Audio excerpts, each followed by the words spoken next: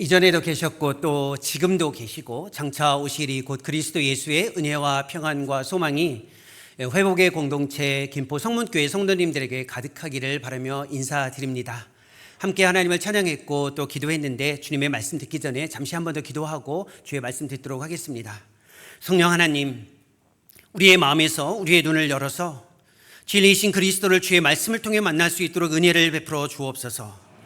우리가 만난 그리스도 예수의 삶의 지침을 따라 아버지의 영광에 이를 수 있도록 우리의 생각과 우리의 모든 인생의 여정의 주인이 되어 주옵소서. 주님의 신실하신 은총이 주의 말씀 가운데 있기를 간절히 소망하며 예수님의 이름으로 기도합니다. 아멘. 우리가 믿는 신앙은 믿음의 대상인 그리스도와의 관계를 신실하게 구축하는 과정과 방식입니다. 그리스도와의 관계를 구축하는 것이 우리의 신앙의 중요한 과제처럼 보여지지만 이것은 우리에게 축복입니다. 성경에는 세 가지 축복을 이야기하고 있습니다. 하나는 땅이 축복입니다. 하나님은 약속의 땅을 허락하셔서 하나님의 백성들로 하여금 그 땅에 이르도록 하셨습니다. 또 하나의 축복은 자녀들입니다. 자녀는 하나님의 우리에게 허락하신 기업인데 다음 세대라고 일컬어지는 우리의 자녀들은 하나님이 허락하신 축복입니다. 이 땅과 자녀 외에 변함없이 우리에게 주어지는 또 하나의 축복이 있는데 그것이 바로 관계의 축복입니다. 하나님은 우리의 하나님이시고 우리는 하나님의 자녀가 된다. 이것은 우리에게 주어진 어마어마한 축복입니다. 이 하나님과의 관계의 축복과 관련된 우리의 신앙의 과제를 신실하게 감당하기 위해서 가장 중요한 것이 하나 있는데 그것이 바로 좋은 질문을 갖는 것입니다. 질문을 잘 가지고 있으면 신앙생활이 건강하고 또 풍요로워집니다. 제가 학교에서 가르치고 있는데요. 가르치다 보면 학생들 가운데 공부를 잘하는 학생과 그럴 가능성이 많아질 학생들이 있는데 진짜 공부를 지금 현재의 기준으로 잘하는 학생들의 특징은 질문을 잘하는 학생들입니다. 좋은 질문을 가지고 있으면 신앙생활이 아주 건강합니다. 그러면 이렇게 물을 수 있겠죠? 우리가 가지고 있는 신앙의 질문은 무엇인가입니다. 질문입니다. 초면에 이렇게 만나서 질문을 던지는 것은 좀 당혹스러울 수 있겠지만 한번 생각해 보십시오. 그러나 답은 하지 않으셔도 괜찮습니다. 생각만 해 보십시오. 나는 어떤 신앙의 질문을 가지고 있는가입니다. 질문 가운데 성경 전체에서 가장 탁월한 질문이 하나 있는데 오늘 본문 율법 교사가 제시한 질문입니다. 영생 곧 구원에 관한 질문입니다. 영생 구원은 성경 전체에서 가장 중요한 질문인데 우리 시대의 언어로 풀어서 설명하면 풍요로운 삶이라고도 할 수 있습니다. 영생이 무엇인가라는 이 진지한 질문을 가져왔습니다. 이 질문 앞에 율법교사의 질문 앞에 예수님께서 반문합니다. 성경의 가르침이 무엇이냐입니다. 따라서 하나님과의 관계 구축에서 중요한 첫 번째는 질문이지만 두 번째는 성경의 가르침에 확신을 갖는 것입니다. 성경을 통해서 우리가 가져야 할 가장 중요한 신앙의 확신이 본문에서 이야기하고 있습니다. 율법교사의 답변에 주어져 있습니다. 27절입니다. 27절의 내용을 보면 율법교사를 통해 스스로 성경 전체에서 제시하고 있는 가장 확실한 답을 제시하고 답을 예수님께 제시하고 드러냅니다. 이 답을 같이 한번 읽어보도록 하겠습니다. 27절인데요. 같이 한 목소리로 읽겠습니다. 대답하여 이르되 내 마음을 다하며 목숨을 다하며 힘을 다하며 뜻을 다하여 주 너의 하나님을 사랑하고 또한 네 이웃을 네 자신같이 사랑하라 하였나이다. 아주 명료합니다. 새로운 내용은 아닙니다. 하나님을 사랑하고 이웃을 사랑하는 것입니다. 사랑은 관계의 방식입니다. 영생, 구원, 삶의 풍요가 바로 이 관계의 방식인 사랑이 있다는 겁니다. 사랑할 때만 삶의 풍요가 주어집니다. 사랑의 방식에 집중할 때에 우리의 삶에 영생과 같은 풍요로움이 주어질 수 있다는 겁니다. 아무리 중요한 일을 성취하고 무엇인가를 이루었다고 해서 행복감은 주어질 수 있지만 삶의 풍요로움은 주어지지 않습니다.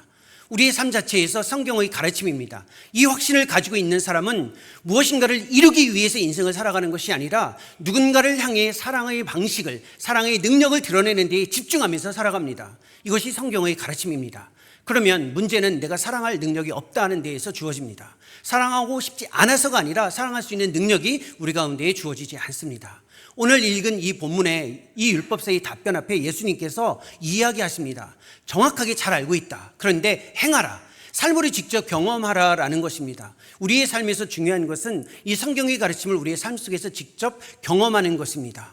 우리가 읽은 이 본문에 보면 정말로 풍성한 이야기가 주어집니다.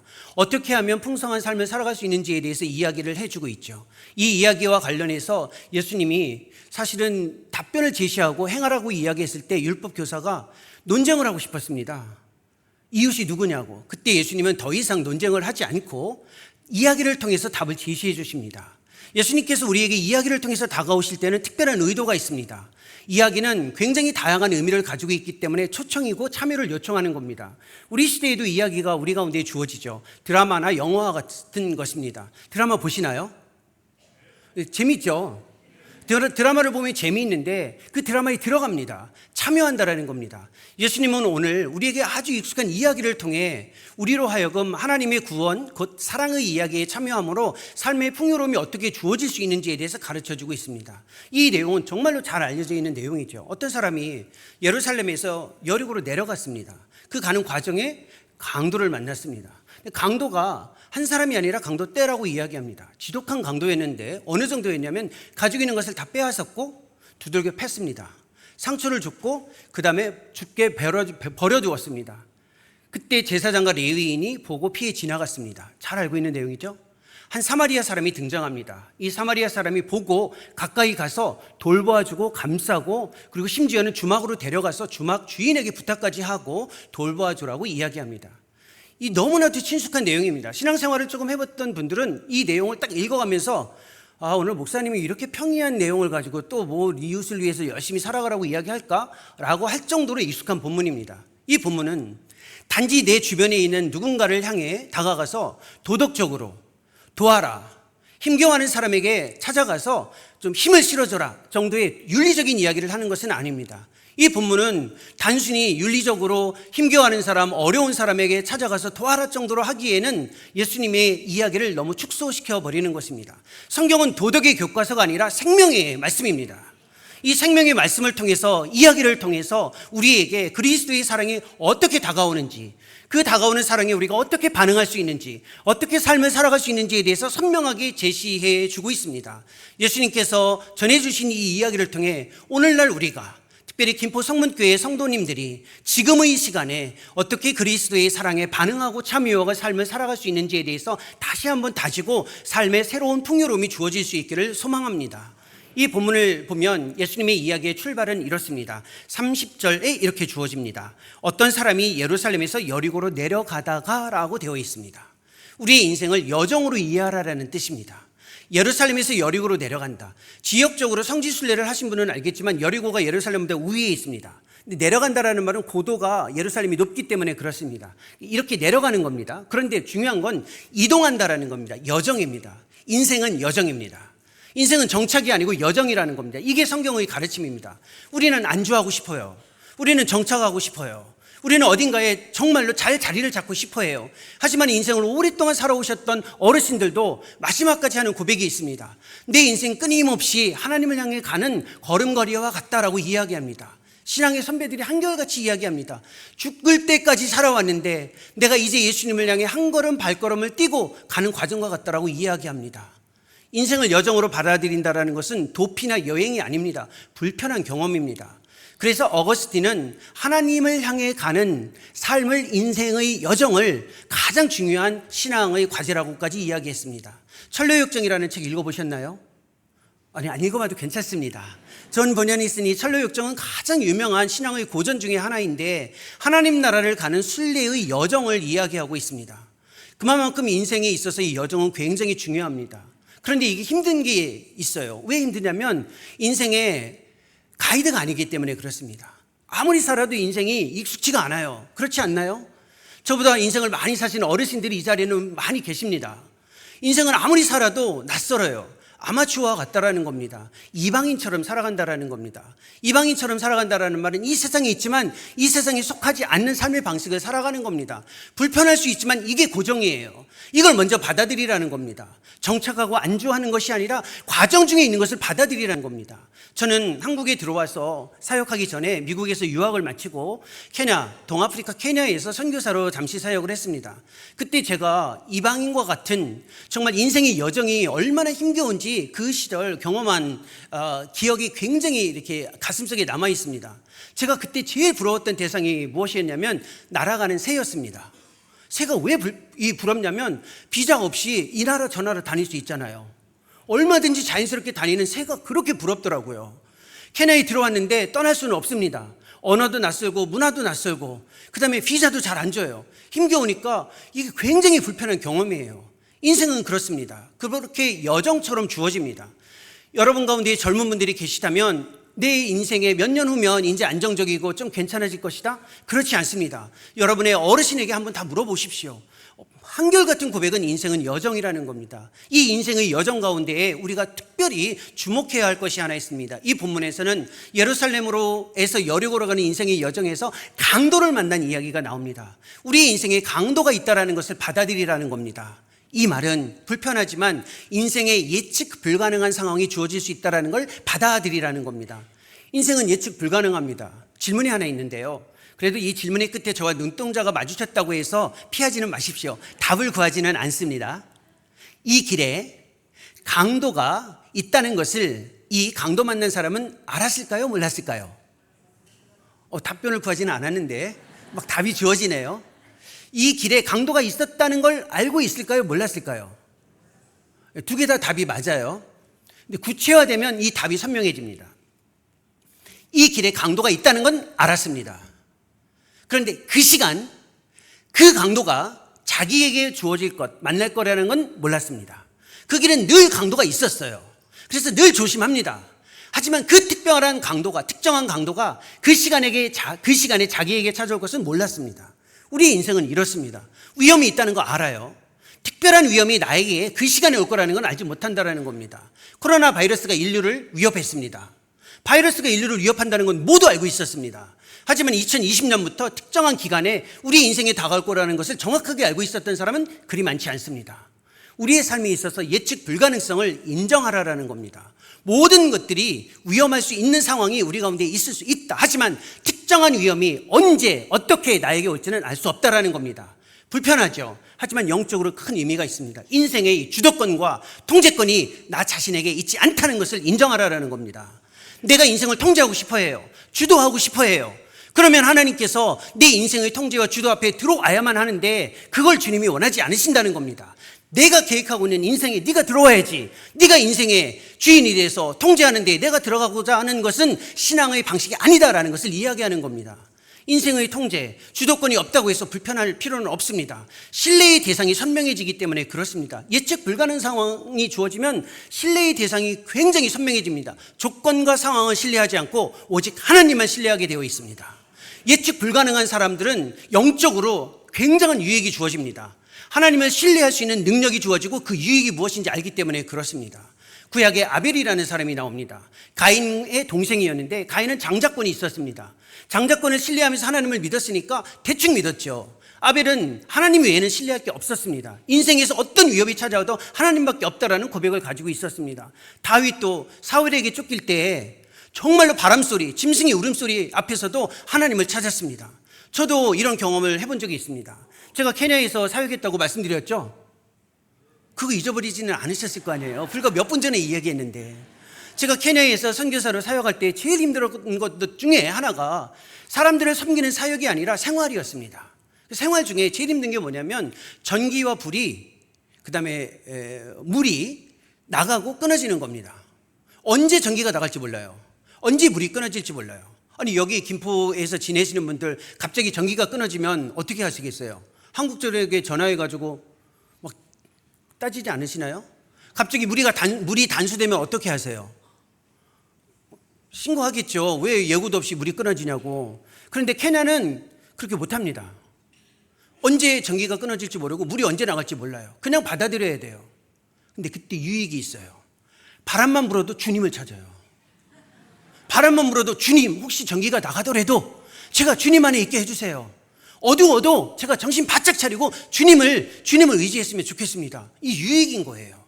지금 인생의 길에서 예측할 수 없는 상황이 직면해서 힘겨운 삶의 순간에 있다면 주님을 더욱더 깊이 아주 삶의 순간순간 의지할 수 있는 유익이 우리 가운데 있다는 것을 받아들이는 그 위대한 경험이 삶에 자리 잡고 있다는 겁니다. 그것을 생각해 보라는 겁니다. 인생의 예측 불가능성을 인정한 다음에 우리가 생각해야 할 굉장히 중요한 인생의 중요한 인정이 있습니다.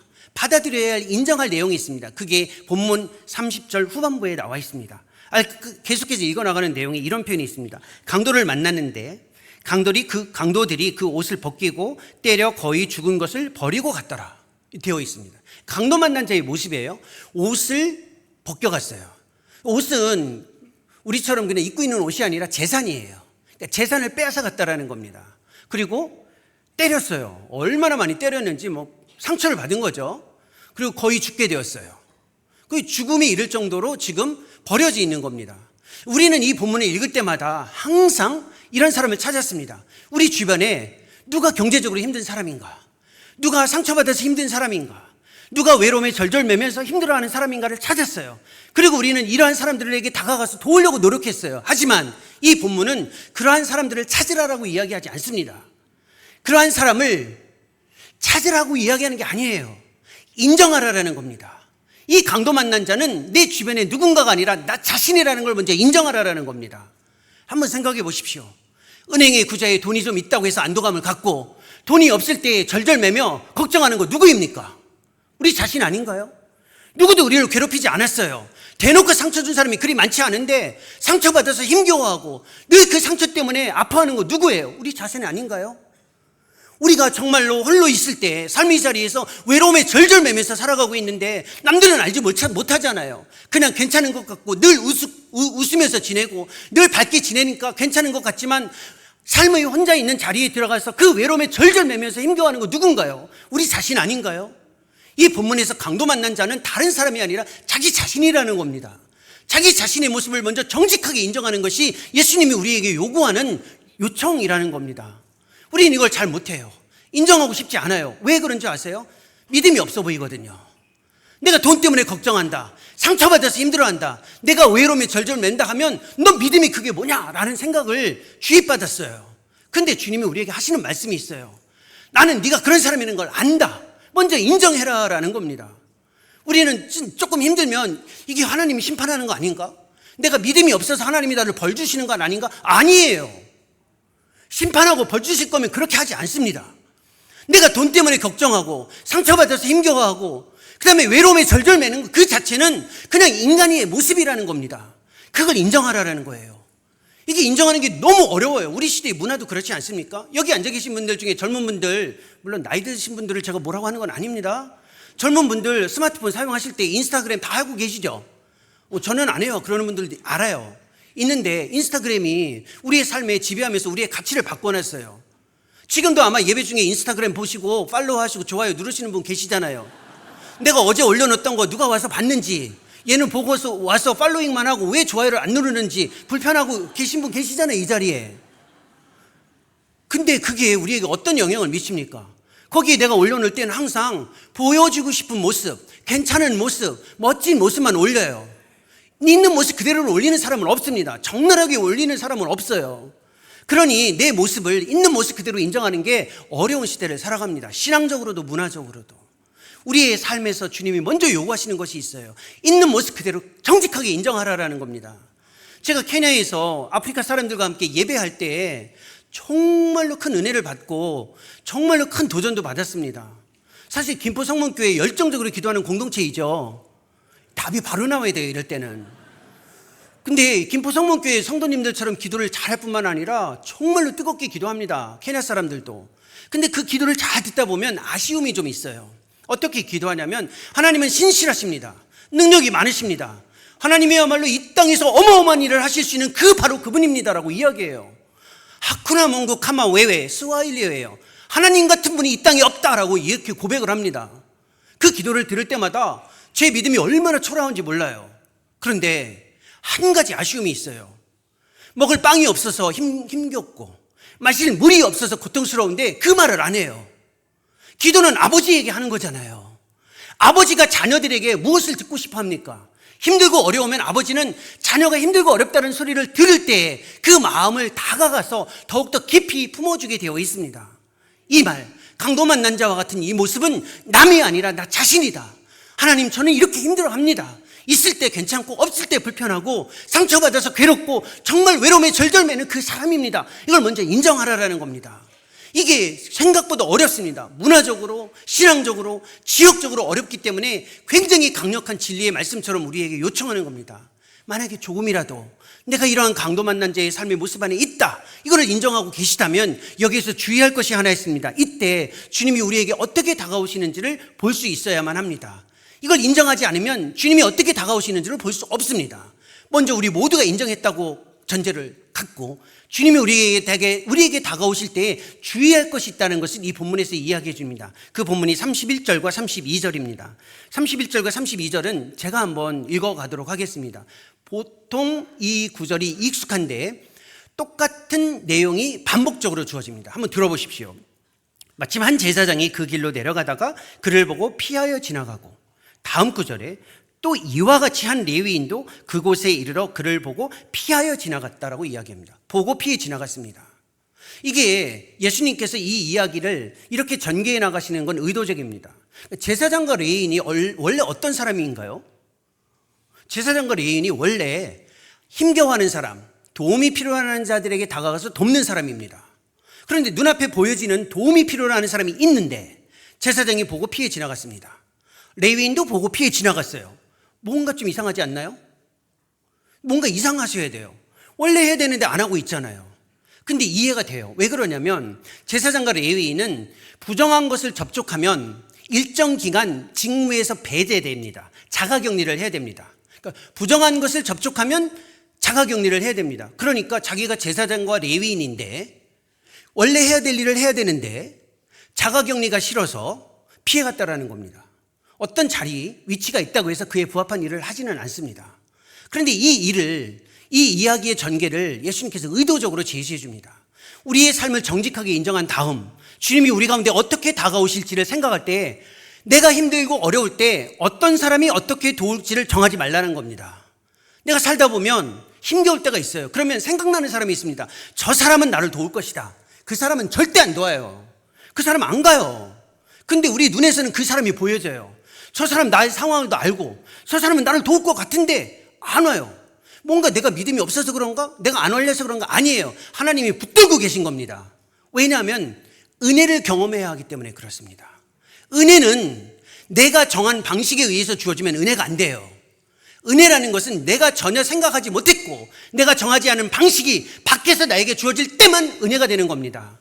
하나님이 우리에게 요구하시는 그 경험, 그리고 주시기를 원하시는 경험은 은혜이기 때문에 그렇습니다. 힘들고 어려울 때 저 사람이 나를 도울 것이다, 일찌감치 접으세요. 안 나타납니다. 이렇게 하나님이 도와주시면 좋을 것이다, 그것조차도 내려놓으시라는 겁니다. 그러나 분명한 게 있어요. 하나님은 반드시 하나님이 정한 사람에 의해서 정한 방식으로 우리의 삶에 다가와서 포기하지 않고 도우신다는 겁니다. 그걸 제사장과 레위인을 통해서 이야기해주고 있는 겁니다. 요셉을 한번 생각해 보십시오. 구덩이에 빠졌을 때 요셉이 나올 수 있는 가능성은 없었습니다. 밖에서 요셉을 건졌습니다. 이게 은혜예요. 예레미야가 주의 말씀을 전하다가 오물구덩이에 빠졌습니다. 냄새나는 구덩이에 빠졌을 때 밖에서 헝겊 조각이 이어져서 이 예레미야를 건졌습니다. 그 줄이 내려와서. 이게 은혜입니다. 제가 케냐에서 선교 사역을 할 때 제사장과 레위인이 내 앞에 나타나지 않고 정말 하나님의 은혜가 주어질 때 정말 그것이 하나님의 도우심의 손길이다라는 것을 경험해 본 적이 있습니다. 사역하다가 은혜를 받아야 되는데 생활하다가 이 은혜가 저에게 주어졌습니다. 제가 사실은 어떻게 보일지 모르겠지만 저 굉장히 소심한 사람이에요.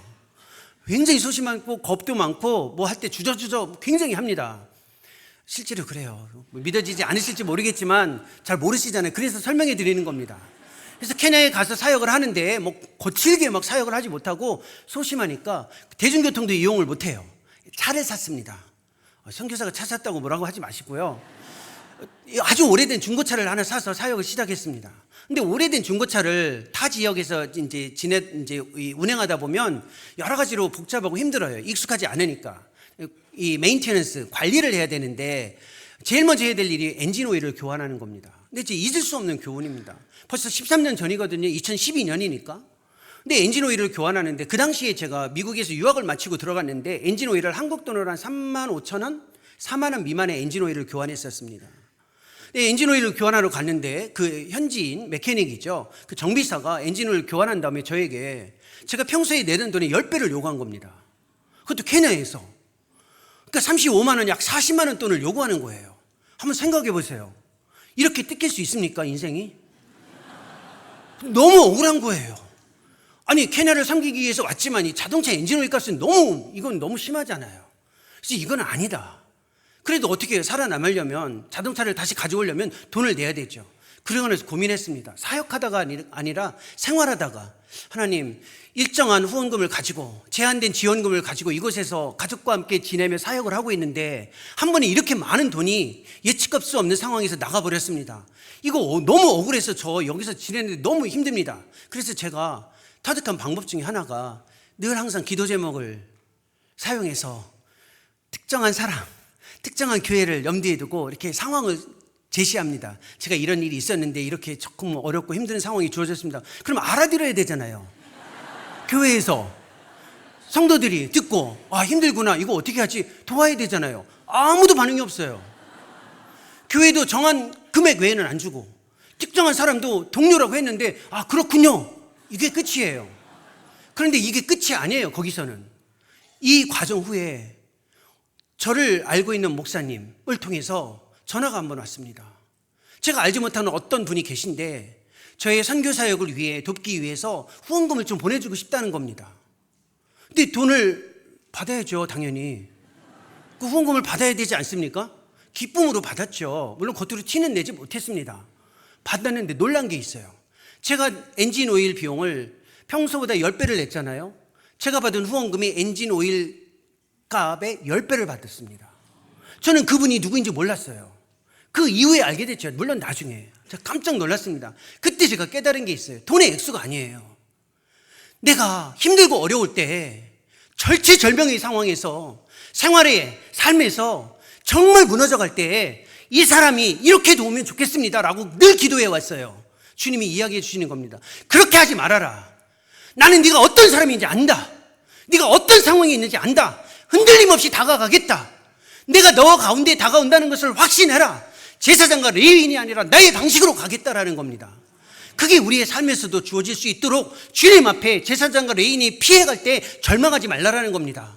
왜 저 사람이 피해갈까? 왜 하나님이 이렇게 돕지 않을까? 이게 끝이 아니에요.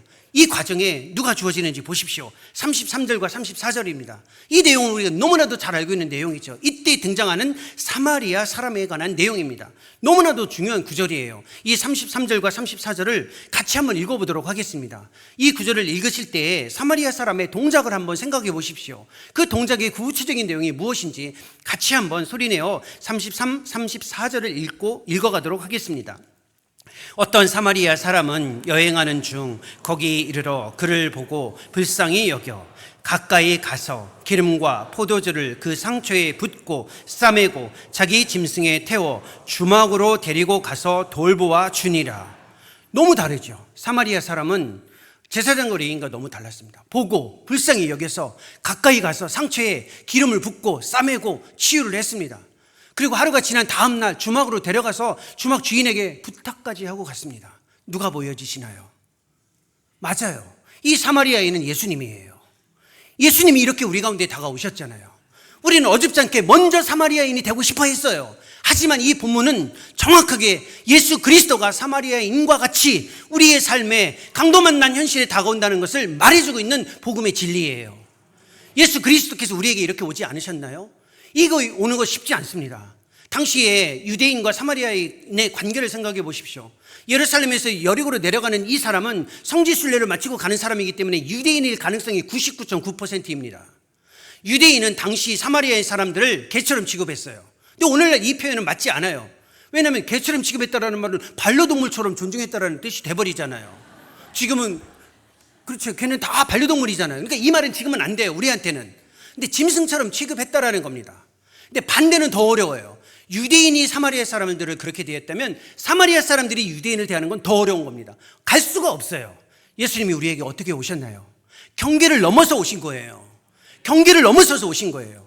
유대인과 사마리아인 넘어설 수 없는 그 경계를 넘어서서 오신 거예요. 생각해 보세요. 인종 넘어설 수 있어요. 문화 넘어설 수 있어요.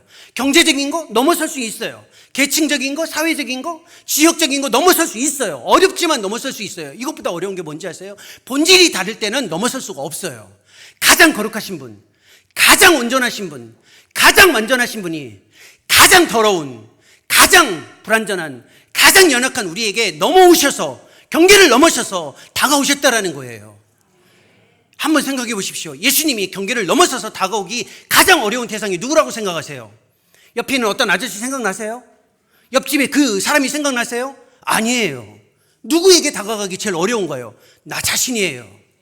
예수님이 다가오기 제일 어려운 대상이 누군지 아세요? 나예요. 나. 만약에 이 신앙 고백을 가지고 있다면 예수님이 다가가지 못할 사람은 아무도 없다는 걸 확신하게 돼요. 나에게 다가오신다라는 겁니다. 왜 다가오실까요? 보여지는 모습대로 우리를 바라보시는 분이 아니기 때문에 그렇습니다. 하나님이 우리에게 심어놓은 가치가 있는데 그 가치를 인정해 주기 때문에 우리가 아무리 돈 때문에 걱정하고 상처받아서 힘겨워하고 외로움에 절절매도 그것 때문에 우리를 무시하지 않으신다는 거예요. 근데 왜 무시하세요? 나는 왜 이거밖에 안 될까? 나는 살 만큼 살았는데 이건 아닙니다. 쟤한테, 저 사람에게 가십시오 라는 이런 말을 하지 말라는 겁니다. 주님은 우리를 절대로 무시하지 않으세요.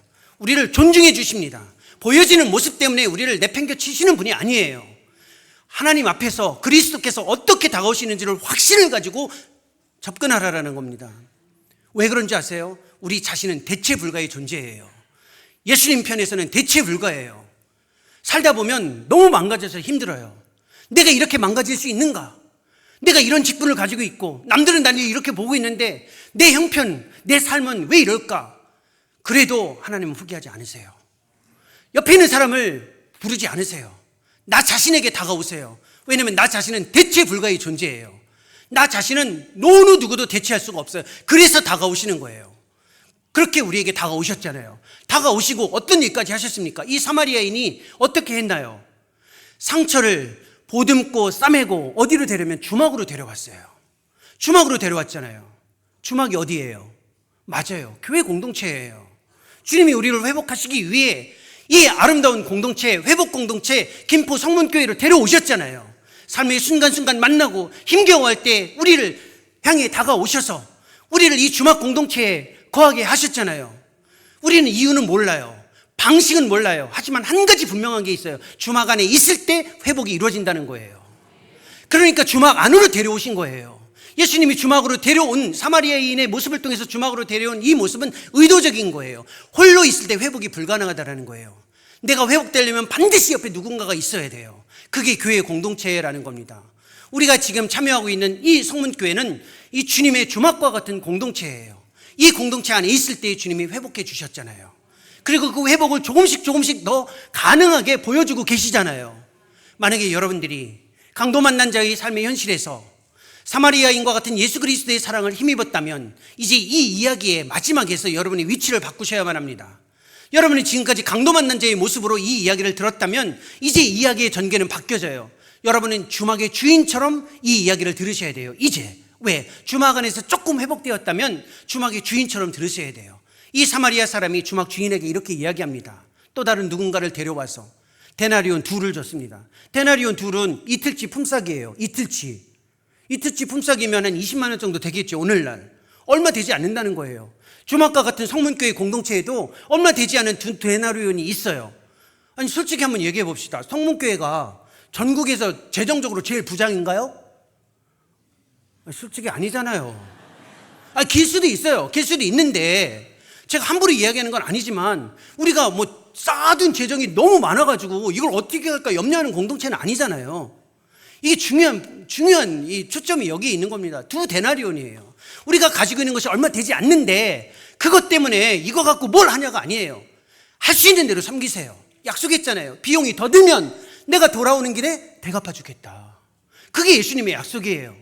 우리가 가지고 있는 것 안에서 우리가 할 수 있는 일을 가지고 주님이 데려온 자들이에요. 우연히 만난 자들이 아니에요. 오늘도 새 가족 오셨잖아요. 우연히 만난 자들이 아니라 주님이 데려오신 자들이에요. 그들을 향해 다가가서 할 수 있는 대로 환대하고 공감하고 같이 품으며 회복의 삶을 살아가라, 이 말이에요. 만약에 우리가 이 일을 하지 않으면 이 사회에 사는 것에 반도 못 쫓아가는 겁니다. 제가 20여 년 만에 한국으로 들어왔어요. 저 한국 사람이거든요. 한국에서 컸어요. 근데 유학 생활을 마치고 선교지에서 한 10여 년 있었습니다. 그러니까 10여 년 유학, 10여 년 선교지 생활을 한 20여 년 가까이 했습니다. 제 나이 뭐 궁금하실 필요는 없고요. 근데 제가 한 20여 년 이제 밖에서 지내다가 다시 한국에 들어왔을 때 놀라운 게 있었어요. 우리나라에 여러 가지 것들이 바뀌었는데 하나 바뀐 현상이 아주 눈에 선명했습니다. 그게 뭐냐면 전 국토의 베이커리 카페화입니다. 어디를 가도 멋진 카페들이 많아요. 그 멋진 카페에는 맛있는 커피, 맛있는 빵, 그리고 여러 사람들이 있어요. 만약에 교회가 주막과 같은 공동체를 하지 않으면 잘 보세요. 사회는 신앙이 없어도 이 주막 공동체의 역할을 합니다. 맛있는 커피 아무리 비싸도 맛있으면 가죠? 빵 맛있다고 하면 1시간 운전해서 가서 빵 사잖아요. 아닌 것처럼 얘기하세요. 솔직히 얘기하셔도 괜찮아요. 다 빵 좋아하고 커피도 맛있으면 가잖아요. 가서 뭐 해요? 이야기를 나누면서 시간을 보내고 서로의 삶을 공감하고 거기서 회복되잖아요. 이게 원래 어디서 하는 일입니까? 교회 일이에요. 교회 일이 초대교회부터 했던 일이 뭐예요? 함께 먹고 마시고 하나님의 말씀의 이야기를 나누면서 서로 그 이야기를 통해서 화해하고 회복되어가는 공동체를 경험했잖아요. 사회에서도 하고 있어요. 교회가 주막 공동체의 이 사명을 포기하거나 게을리하면 우리 사회에 사는 것만큼도 어렵다라는 겁니다. 저는 이 지역, 제가 여기 와서 봤는데 검단 신도시가 근처에 있고 무수히 많은 지역에 정말 주막을 만나야 할 사람들이 이 주변에 있습니다. 우리도 이 주막 안에서 은혜를 받았잖아요. 여기에서 함께 먹고 마시고 하나님의 진리의 말씀을 나누면서 회복되어져 가는 이 공동체의 아름다운 경험이 주어지기를 소망합니다. 그러면 우리는 환대의 공동체, 공감의 공동체, 화해의 공동체, 주님이 사랑하시는 아름다운 주막 공동체로 계속해서 회복의 은혜를 경험하고 참여할 수 있을 거라 확신합니다. 이 일에 정말로 귀하게 쓰임받는 성문교회 성도님들이 되시기를 소망합니다. 기도하겠습니다. 사랑과 은혜의 하나님, 인생의 여정 가운데 예기치 못한 상황들이 끊임없이 주어집니다. 우리의 삶이 강도 만난 자와 같이 정직하게 우리 스스로를 고백할 수 있도록 은혜를 베풀어 주옵소서.